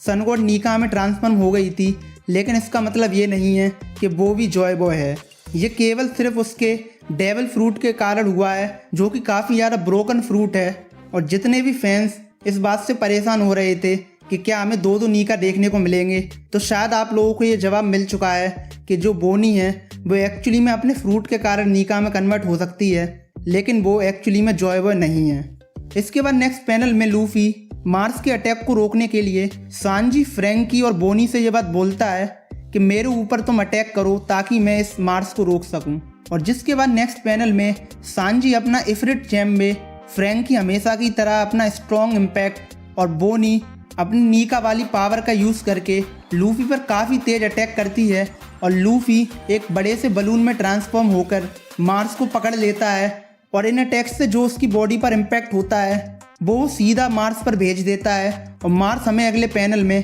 काफ़ी दूर उड़ते हुए दिखाई देता है। और उसके बाद हमें नेक्स्ट पैनल में वेगापंक का जो मैसेज है वो दोबारा से जायंट रोबोट के अंदर से जो देंदन मूशी उसके अंदर लगा है उसमें से हमें सुनाई देता है। और इस बार वेगापंक ये बात बोलता है कि nothing such does not exist. और जैसे ही वो ये बात बोलता है अपने मैसेज में, उसके बाद हमें उसके मैसेज से रिलेटेड वर्ल्ड वाइड रिएक्शंस देखने को मिलते हैं। और सबसे पहले हमें इस चैप्टर में होल केक आइलैंड देखने को मिलता है जहाँ पर बिग मॉम पायरेट्स, जिसमें हमें काटाकुरी भी देखने को मिलता है, वो उसके मैसेज को काफ़ी गौर से सुन रहा होता है। और पर्सनली मैं इस चैप्टर में इतने दिनों बाद काटाकुरी को देखकर काफ़ी ज़्यादा खुश हुआ हूँ। लेकिन इसके बाद हमें एक बार फिर से बिग न्यूज़ मॉर्गन्स और बोनी का रिएक्शन जानने को मिलता है, जिसमें वो दोनों ही एक साथ चिल्लाकर बोलते हैं कि वेगापंक का मैसेज दोबारा से चालू हो चुका है। इसके बाद नेक्स्ट पैनल में हमें यॉर्क देखने को मिलती है जो कि काफ़ी ज़्यादा फ्रस्ट्रेटेड हमें देखने को मिलती है। और वो ये बात को समझ जाती है कि ये सिर्फ एक टेम्परेरी ट्रांसमिशन कट था। और उसके बाद वो गौरव से बोलती है कि ट्रांसपोंडर स्नेल का जो ट्रांसमिशन और मेमोरी स्टोरेज है वो दोनों के दोनों डिफरेंट सर्किट को यूज़ कर रहे हैं और हमें उन्हें डायरेक्टली ब्रेक करना पड़ेगा, वरना ये मैसेज कंटिन्यू होता रहेगा। इसके बाद हम फिर से वेगापंक के मैसेज को सुनते हैं और जिसके बाद वो आगे बोलता है कि I hope this message will reach those who are please to the cause. इसके बाद हमें नेक्स्ट पैनल में गायमोन भी देखने को मिलता है जो कि वेगापंक के मैसेज को ही सुन रहा होता है। लेकिन इसके बाद हम दोबारा से एगेड आइलैंड पर वापस आ जाते हैं जहाँ पर हम लोगों को अचानक से काफ़ी तेज़ी से कुछ चीज़ें गिरते हुए देखने को मिलती है। और जिसके अगले पैनल में हमें ये बात पता चलती है कि वो एक्चुअली में साइपर पोल और सेराफिम्स हैं जो कि एगेड आइलैंड से गिरकर सीधा जितनी भी शिप्स हैं मरीन्स और जायंट्स की, उनके ऊपर गिरते हुए हमें देखने को मिलते हैं। इसके बाद हमें जुपिटर देखने को मिलता है जो कि एलवाइफ की शिप को सोखने की कोशिश करता है। और जैसे ही लूफी उसे देखता है वो काफ़ी ज़ोर से उसके चेहरे पर एक पंच मारता है ताकि वो अपनी शिप को बचा सके। लेकिन जिस पल ही लूफी उस पर पंच करता है उसके नेक्स्ट पैनल में ही हमें एक और एल्डर वारकरी देखने को मिलता है जो कि लूफी के सामने से निकलकर एलवाफ की शिप पर जंप करते हुए हमें देखने को मिलता है। और उसके नेक्स्ट पैनल में वो जायंट्स की शिप को डिस्ट्रॉय करने वाला होता है। लेकिन तभी हम अचानक से ये देखते हैं कि जो एंशिएंट जायंट रोबोट है जो कि समंदर में डूब रहा था वो अचानक से दोबारा उठ जाता है। और हमें नेक्स्ट पैनल में काफ़ी ज़्यादा कूल शॉट देखने को मिलता है जब एंशिएंट जायंट रोबोट वॉरकरी के चेहरे पर काफ़ी ज़ोर से पंच मारता है। और जैसे ही वो उसे पंच मारता है हमें उसके जरिए एक फ्लैशबैक सीन में एक कन्वर्सेशन जानने को मिलती है और जिसमें जॉयवा उससे बोलता है कि listen carefully Ameth, the time will come. और जैसे ही एंशिएंट जायंट रोबोट, जिसका नाम फाइनली इस चैप्टर में रिवील हो गया है कि उसका नाम एमेथ है, हमें उसके नेक्स्ट पैनल में डोरी और ब्रोगी के काफ़ी ज़्यादा सरप्राइजिंग रिएक्शन जानने को मिलते हैं और जिन्हें ये बात नहीं पता है कि एक्चुअली में ये है क्या। और उसके बाद लूफी हमेशा की तरह ही इस चैप्टर के एंड में काफ़ी ज़्यादा शॉक्ड होता है और वो एक्साइटमेंट में काफ़ी तेज़ी से रोबोट चिल्लाता है।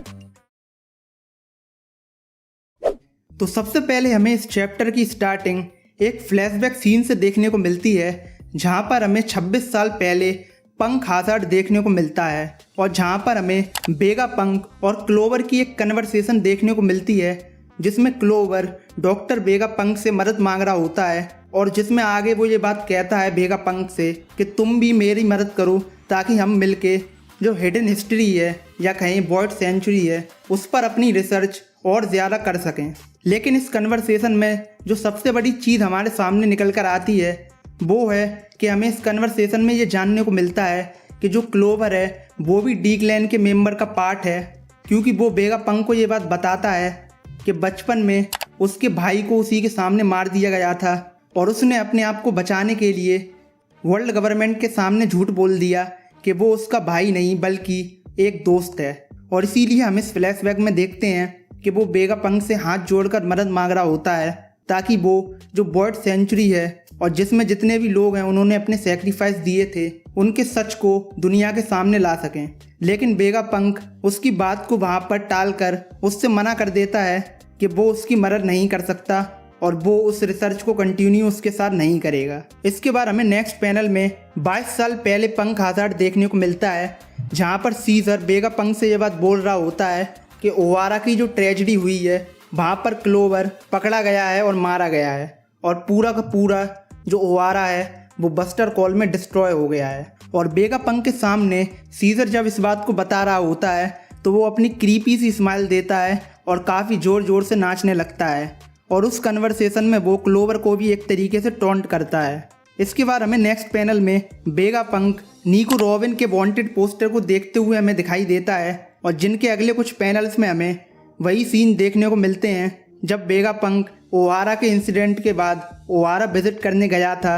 और जितने भी लोग उस ट्रेजेडी में मारे गए थे उनको अपना ट्रिब्यूट देने गया था। और जिसके बाद हम प्रेजेंट डे एगेट पर आ जाते हैं, जहाँ पर वेगापंक का जो ब्रॉडकास्ट है वो हमें फिर से कंटिन्यू होता दिखाई देता है और जिसमें वो इसी ट्रेजेडी के बारे में बात कर रहा होता है लोगों से, और जिसमें वेगापंक आगे ये बात बोलता है जो बातें क्लोवर ने उसे इस फ्लैशबैक में बताई थी। और जब वेगापंक इस बात को बोल रहा होता है तो हमें बरातिये में शेफ जेफ की भी एक झलक देखने को मिलती है एक पैनल में, और उसके नेक्स्ट पैनल में हमें टकीला वॉल्फ देखने को मिलता है और फिर अगले पैनल में हमें निको रॉबिन देखने को मिलती है जो कि वेगापंक के मैसेज को सुनकर काफ़ी ज़्यादा इमोशनल हमें देखने को मिलती है। इसके बाद नेक्स्ट हमें सनी पर लिलिथ और बाकी स्ट्रोएट्स देखने को मिलते हैं जो कि नुज़जूरो के अटैक से बचने के लिए कुछ ना कुछ स्ट्रेटजी प्लान कर रहे होते हैं। लेकिन इसके बाद हमें काफ़ी ज़्यादा शॉकिंग चीज़ देखने को मिलती है अगले पैनल में, क्योंकि अचानक से एटलास वहाँ पर आ जाती है और वो पहले लिलिथ पर अटैक कर देती है, जिसके बाद लिलिथ अनकॉन्शियस हो जाती है। और जब बाकी स्ट्रोएट उससे ये बात पूछते हैं कि उसने ऐसा क्यों किया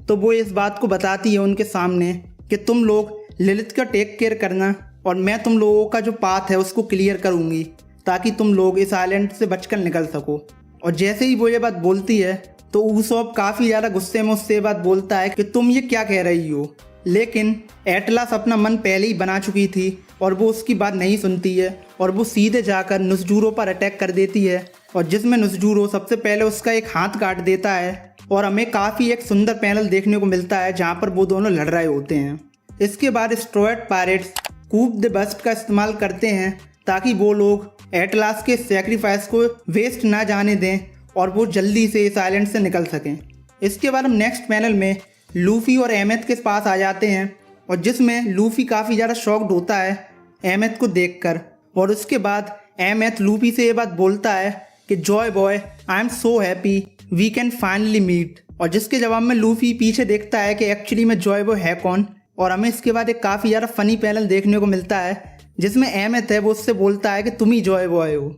इसके बाद एमेथ आगे बोलता है कि जॉय बॉय मैं काफ़ी ज़्यादा खुश हूँ कि मैं अभी भी इतने सालों बाद साइड बाय साइड तुम्हारे साथ फाइट कर रहा हूँ, और जिसके रिएक्शन में लूफी काफ़ी ज़्यादा शॉक्ड होता है और अमेज्ड होता है कि एमेथ बोल सकता है। इसके बाद एमेथ आगे बोलता है कि जॉय बॉय तुम डेंजर में हो और मैं तुम्हारी रक्षा करूँगा। इसके बाद हमें नेक्स्ट पैनल में वॉरकरी और जुपिटर एक दूसरे से कन्वर्सेशन करते हुए हमें देखने को मिलते हैं, और जहाँ पर वो एक दूसरे से ये बात बोलते हैं कि अगर हम इस एंशिएंट रोबोट को यहाँ पर डिस्ट्रॉय कर देते हैं तो जो वेगापंक का मैसेज है वो अपने आप ही रुक जाएगा। इसके बाद नेक्स्ट पैनल में जितने भी जायंट्स होते हैं वो लूफी से ये बात बोलते हैं कि क्या ये एंशिएंट रोबोट हमारी साइड है स्ट्रोएट, और जिसके जवाब में लूफी बोलता है कि मुझे नहीं पता वो किसकी साइड में है, उसका सिर्फ यही कहना है कि वो जॉय बॉय को प्रोटेक्ट करेगा। और जैसे ही लूफी ये बात जायंट से बोलता है वो काफ़ी ज़्यादा शॉक्ड हो जाते हैं, और जिसके बाद वो लूफी से आगे ये बात बोलते हैं कि क्या सच में ये रोबोट बोल सकता है। और जैसे ही मैंने ये चीज़ इस चैप्टर में पढ़ी तो मैं अब इस बात से बिल्कुल श्योर हो गया हूँ कि जुनेसा की तरह ही एमेथ को कुछ चुनिंदा लोग ही सुन सकते हैं जो कि वॉइस ऑफ ऑल थिंग्स को सुनते हैं, और इसीलिए सिर्फ लूफी ही एमेथ को सुन पा रहा है और बाकी के जितने भी लोग हैं आइलैंड पर इनमें से कोई भी ऐसा नहीं होगा जो उसकी बात को सुन सकता है, और इसीलिए ये जायंट सरप्राइज्ड हैं। इसके बाद हमें नेक्स्ट पैनल में जुपिटर और एमेथ की एक फाइट देखने को मिलती है जहाँ पर एमेथ अपने हाथों का यूज़ कर उसे रोकने की कोशिश करता है, और जिसे देखकर सांजी और फ्रैंकी काफ़ी ज़्यादा एक्साइटेड हो जाते हैं। लेकिन नेक्स्ट पैनल में हम ये बात देखते हैं कि जो जुपिटर है वो एमेथ के एक हाथ को डिस्ट्रॉय कर देता है और उसके नेक्स्ट पैनल में सैटर्न काफ़ी तेज़ी से जायंट्स की शिप पर अटैक करने वाला होता है और जहाँ पर वो कूमा और बॉनी से बोलता है कि मैं तुम लोगों को यहाँ से नहीं निकलने दूंगा। इसके बाद हमें नेक्स्ट पैनल काफ़ी ज़्यादा इमोशनल देखने को मिलता है, क्योंकि जैसा कि मैंने आपको बताया ही कि एट लास्ट नुज़ुरो पर अटैक कर देती है, तो हमें इस पैनल में यही देखने को मिलता है कि नुज़ुरो एट लास्ट से ये बात बोलता है तो क्या तुम अपने आप को सेक्रीफाइस कर रही हो, और जिसके जवाब में एट लास्ट उससे काफ़ी हंसकर बोलती है इसे तुम एक सर्विस की तरह देखो। और जैसे ही वो ये बात बोलती है वो हंसकर अपने आप को ब्लो कर लेती है और उसके इम्पैक्ट से ना सिर्फ वो खुद डिस्ट्रॉय हो जाती है लेकिन जो नुज़ुरो है वो इस इम्पैक्ट से काफ़ी दूर जाकर गिरता है और एट लास्ट अपने आप को सेक्रीफाइस कर देती है। और पर्सनली मैं काफ़ी ज़्यादा शॉक्ड हो गया इस चीज़ को देखकर, क्योंकि किसी ने भी ये एक्सपेक्ट नहीं किया होगा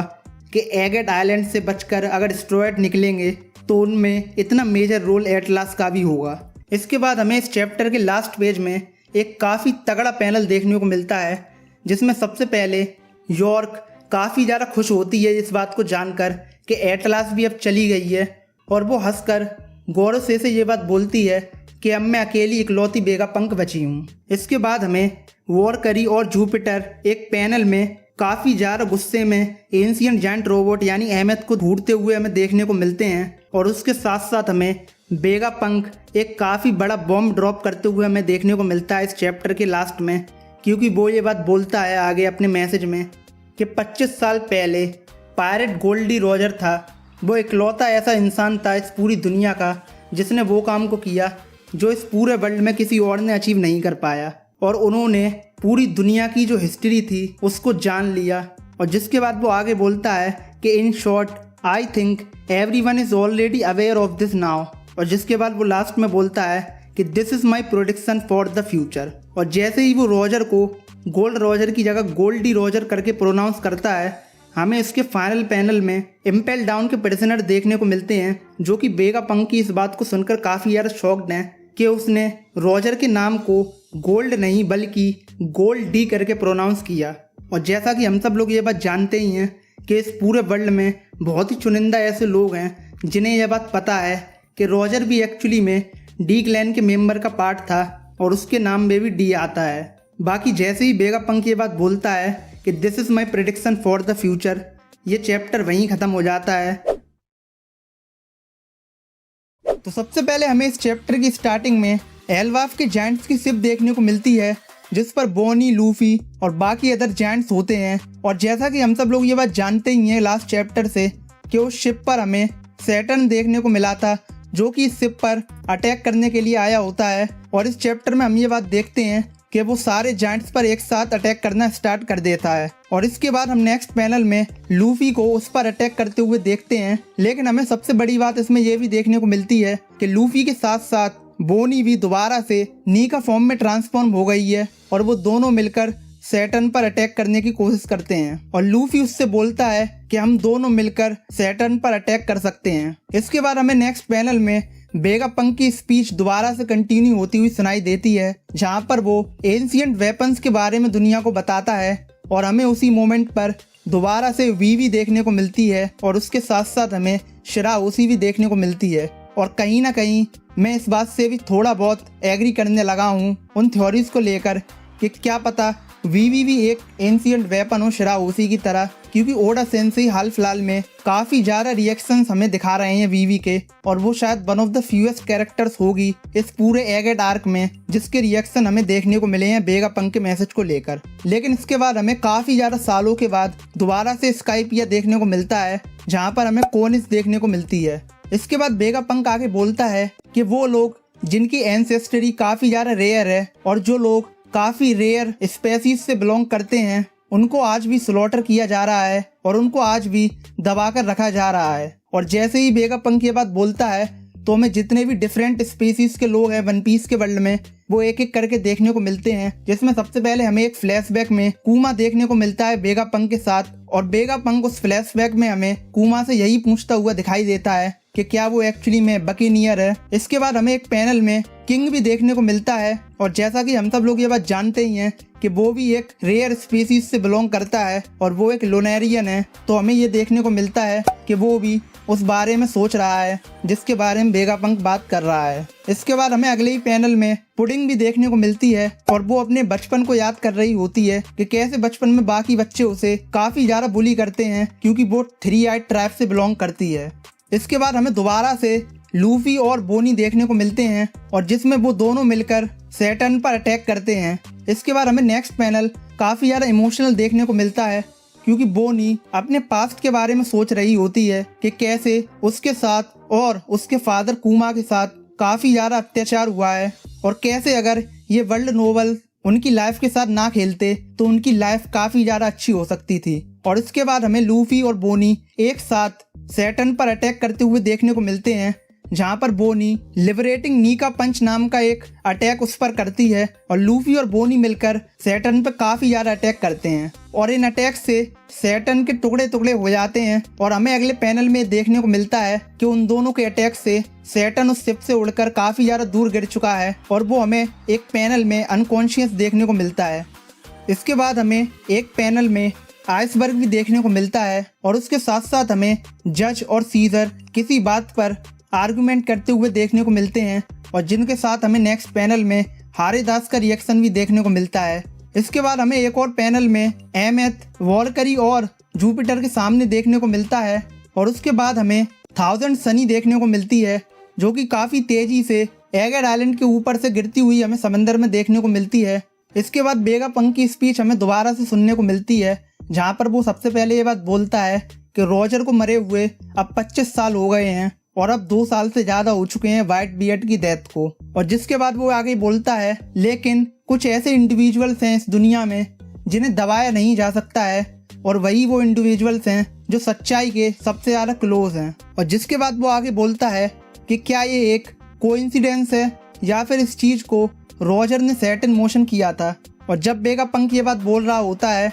तो हमें वही रॉजर के काफी ज्यादा आइकॉनिक लाइंस देखने को मिलती हैं और चैप्टर 1 का जो काफी ज्यादा एपिक पैनल है वो हमें दोबारा से देखने को मिलता है जहाँ पर रॉजर ये बात कर रहा होता है सारे लोगों से कि अगर तुम्हें मेरा ट्रेजर ढूंढना है तो वो वही है जहाँ मैंने छोड़ा था। इसके बाद हमें दोबारा से रेली देखने को मिलता है जो कि वेगापंक के इस मैसेज को सुनकर और काफी ज्यादा ड्रिंक करने के बाद हमें एक पैनल में सोते हुए देखने को मिलता है। इसके बाद वेगापंक आगे बोलता है कि अनफॉर्चुनेटली इसकी कोई गारंटी नहीं है कि जो वन पीस है वो उसी इंसान को मिलेगा जिसके लिए जॉय वो चाहता था। और जैसे ही वेगापंक ये बात बोल रहा होता है तो हमें एक पैनल में हाचिनोसु देखने को मिलता है और उसके नेक्स्ट पैनल में हमें शैंक्स की शिप देखने को मिलती है। और इसके बाद हमें नेक्स्ट पैनल में बगी का बेस देखने को मिलता है जहाँ पर हमें क्रॉस गिल्ड के मेंबर देखने को मिलते हैं और जिसमें हमें एक पैनल में मियोक और क्रोकोडाइल भी देखने को मिलते हैं। लेकिन इसके बाद हमें इस चैप्टर के एंड में काफी ज्यादा शानदार पैनल देखने को मिलता है और जिसमें वेगापंक सबसे पहले ये बात बोलता है कि इस पूरी दुनिया का फेट उस बात पर डिसाइड करेगा कि कौन सबसे पहले वन पीस को फाइंड करेगा। और जब वेगापंक ये बात बोल रहा होता है इस चैप्टर के एंड में तो हमें इस चैप्टर के फाइनल पेज पर काफी ज्यादा एपिक पैनल देखने को मिलता है और जिसमें हमें सबसे पहले हमारे चारों एम्परर हमें देखने को मिलते हैं और उनके साथ साथ हमें अकाइनू, ड्रैगन, ईमू, कोबी, साबो, सेंट फिगरलैंड गार्लिंग और कुसान भी हमें देखने को मिलता है। लेकिन इसमें एक और इंटरेस्टिंग चीज हमें देखने को मिलती है इस पैनल में क्योंकि हमें हल्की सी एक शेडो में एक काफी ज्यादा मिस्टीरियस फिगर देखने को मिलता है जिसके पास हूबहू उसी तरीके की तलवार हमें देखने को मिलती है जैसे कि शैंक्स पर है। और इस चीज को देखने के बाद काफी फैंस इस बात पर इंटरनेट पर चर्चा कर रहे हैं कि जो शैंक्स के ट्विन ब्रदर की जो थ्योरी थी वो कहीं ना कहीं सच है। और हमें इस पैनल में जो मिस्टीरियस कैरेक्टर देखने को मिल रहा है वो और कोई नहीं बल्कि शैंक्स का ट्विन ब्रदर है। और पर्सनली मैं अपनी बात करूं तो कहीं ना कहीं मैं भी इस स्पेकुलेशन को लेकर काफ़ी ज़्यादा पॉजिटिव हूं क्योंकि ओडा सेंसेई चैप्टर के एंड में जो इतना इम्पोर्टेंट पैनल है और जिसमें हमें सारे बड़े मेन प्लेयर्स देखने को मिल रहे हैं वन पीस के फाइनल सागा के, उसमें वो ऐसे ही क्यों एक मिस्टीरियस कैरेक्टर को डालेंगे अगर उसका कोई सिग्निफिकेंट रोल नहीं हो फ्यूचर में। और पर्सनली मुझे ऐसा लगता है कि जितने भी फैन इस थ्योरी को बता रहे हैं कि ये शैंक्स का एक ट्विन ब्रदर हो सकता है, तो मैं भी काफ़ी ज़्यादा पॉजिटिव हूँ कि जो फैंस हैं वो सही हैं और एक्चुअली में ये शैंक्स का ब्रदर ही है। तो सबसे पहले हमें इस चैप्टर की स्टार्टिंग में वेगापंक के मैसेज से रिलेटेड वर्ल्ड वाइड और रिएक्शंस जानने को मिलते हैं लोगों की तरफ से, जिसमें सबसे पहले हमें ड्रेस रोसा देखने को मिलता है जहां पर वो लोग काफ़ी ज़्यादा घबराए हुए हैं। इसके अलावा हमें कुछ पायरेट्स भी देखने को मिलते हैं जो कि वेगापंक की इस बात को सुनकर काफ़ी ज़्यादा खुश हो रहे होते हैं और वो एक दूसरे से काफ़ी ज़्यादा जोश में बोल रहे होते हैं कि हम लोगों को ही वन पीस को फाइंड करना चाहिए। और जो वेगापंक है जो कि एक जीनियस है, उसने जो भी कहा है वो बिल्कुल सच है। इसके बाद हमें कोबी देखने को मिलता है जो कि हॉस्पिटल में ही होता है और वो वेगापंक की इस बड़ी अनाउंसमेंट को सुनने के बाद अपनी और लूफी की कन्वर्सेशन को याद कर रहा होता है जो हमें सीरीज की अर्लियर में देखने को मिली थी, जहाँ पर लूफी उसे बताता है कि वो पायरेट किंग बनने की सोच रहा है। और जिसके बाद कोबी अपने आप से ये बात बोलता है कि मुझे लूफी को रोकना ही होगा पायरेट किंग बनने से। इसके अलावा हमें क्रॉस गिल्ड देखने को मिलती है जहाँ पर बगी हमेशा की तरह ही अपने सबऑर्डिनेट्स के सामने काफ़ी ज़्यादा चीयरिंग कर रहा होता है और जितने भी उसके सबऑर्डिनेट हैं वो उससे ये बात बोलते हैं कि आप जिस जगह जाना चाहेंगे, आप जिस चीज़ को भी ढूंढना चाहेंगे, हम आपके साथ मिलकर आपका उसमें साथ देंगे। इसके बाद हमें एमेथ वर्सेस गोरोसे की फाइट दोबारा से देखने को मिलती है जहाँ पर एमेथ लूफी को डिफेंड करते हुए गोरोसे पर अटैक करता है। इसके बाद हमें एक पैनल में एमेथ और लूफी की कन्वर्सेशन भी देखने को मिलती है जहाँ पर जायंट रोबोट लूफी से माफ़ी मांग रहा होता है और उससे ये बात बोलता है कि मुझे लगा नहीं था कि जॉय बॉय तुम अभी भी जिंदा होगे। जिसके बाद लूफी उससे बोलता है कि तुम मुझे किसी और के लिए मिस्टेक कर रहे हो। और जिसके बाद एमेथ उससे ये बात बोलता है कि तुम बिल्कुल ही जॉय बॉय की तरह दिखते हो। और जिसके बाद वो आगे ये बात बोलता है कि I failed to make him king. और इसके बाद वो लूफी से उसका नाम पूछता है, जिसके बाद लूफी उसे बताता है कि मेरा नाम मंकी डी लूफी है और मैं ही फ्यूचर में पायरेट किंग बनने वाला हूँ। लेकिन इसके बाद हमें नेक्स्ट पैनल में काफ़ी यार शॉकिंग चीज़ देखने को मिलती है जब जॉय बॉय एक रस्सी को जो कि उसके पास होती है उसको अपने दोनों हाथों से खींचकर काफ़ी ज़्यादा हाकी को रिलीज करता है और वो इतनी ज़्यादा स्ट्रॉन्ग कॉन्करर हाकी होती है कि उससे जो स्काई है वो स्प्लिट हो जाती है। और जिसके बाद एमेथ आगे बोलता है कि मैं तुम्हें मरने नहीं दूंगा। इसके बाद हमें एमेथ की जो हाकी उसने रिलीज की थी उसके अदर कैरेक्टर्स पर रिएक्शन जानने को मिलते हैं जहाँ पर मरीन्स इधर उधर गिरे होते हैं। इसके अलावा जितने भी गोरोसे हैं वो सारे के सारे एमेथ की इस पावर अटैक के सामने कुछ भी नहीं कर पाते हैं और वो दोबारा से ह्यूमन फॉर्म में कन्वर्ट हो जाते हैं और 5 में से 4 गोरोसे एगेड आइलैंड से निकलकर दोबारा से मरीजों में पहुंच जाते हैं। इसके बाद हमें मरीजों देखने को मिलता है जहाँ पर सारे गोरोसे पहुंच जाते हैं और हमें एक पैनल में ईमू काफ़ी ज़्यादा शॉक्ड देखने को मिलता है और वो काफ़ी तेज़ी से जॉय बॉय का नाम लेता है। इसके बाद हमें अगले पैनल में लूफी फाइनली अपनी शिप 1000 सनी पर पहुंचता हुआ हमें देखने को मिलता है और हमें ये भी जानने को मिलता है कि जो जायंट्स हैं वो काफ़ी ज़्यादा शॉक्ड हैं कि कैसे एक जायंट रोबोट ने हाकी का यूज़ कर लिया। लेकिन जैसे ही हमें ये सारी चीज़ें देखने को मिलती हैं उसके बाद हमें इस पूरे चैप्टर की जो सबसे ज़्यादा इंटरेस्टिंग चीज़ थी और सबसे ज़्यादा जो मेजर रिवील था हमें वो देखने को मिलता है, क्योंकि हमें इस चैप्टर के एंड में एमेथ और जॉय बॉय की एक पास्ट कन्वर्सेशन देखने को मिलती है और हमें फाइनली जॉय बॉय का एक पैनल देखने को मिलता है जिसमें ओडा सेंसेई ने उसकी शक्ल तो हमें नहीं दिखाई है कि वो कैसा दिखता था पास्ट में, लेकिन उसकी जो कन्वर्सेशन थी एमेथ से उससे हमें काफ़ी ज़्यादा मेजर चीज़ें जानने को मिली हैं। क्योंकि उन दोनों की कन्वर्सेशन से हमें ये बात जानने को मिली है कि जो एमेथ ने अभी हाकी का यूज़ किया था गोरोसे के अगेंस्ट वो एक्चुअली में जॉय बॉय की हाकी थी और जिसे जॉय बॉय उस फ्लैशबैक में भी बताता है जहाँ पर वो एमेथ से बोलता है कि मैं तुम्हारे अंदर सबसे ज़्यादा मेरी पावरफुल हाकी को सील करने वाला हूँ और जब तुम सबसे ज़्यादा मुसीबत में होगे तो तुम उस नोट को अनटाई कर देना और इस हाकी को रिलीज़ कर देना। इसके बाद हमें इस चैप्टर के फाइनल पेज पर एक पैनल में जॉय बॉय और एमेथ देखने को मिलते हैं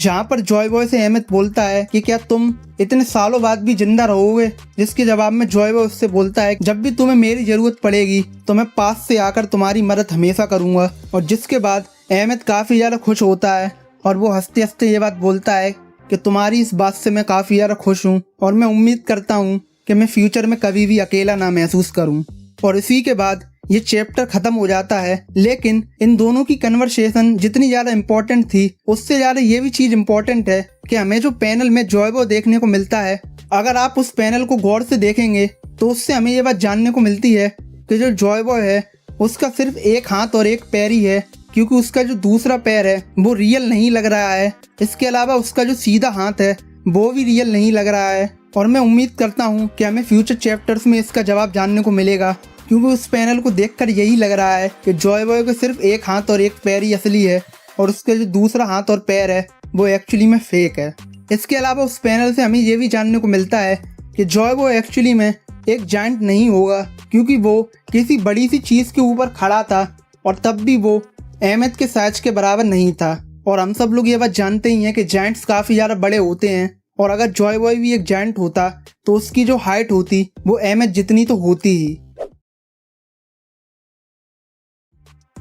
तो सबसे पहले इस चैप्टर की स्टार्टिंग में हमें जितनी भी मरीन्स हैं इंक्लूडिंग वाइस एडमिरल, वो सारे के सारे हमें अनकॉन्शियस देखने को मिलते हैं। और इसका मेन रीज़न कोई और नहीं बल्कि जॉयबो की हाकी है, जिसको अहमद ने लास्ट चैप्टर में रिलीज़ किया था।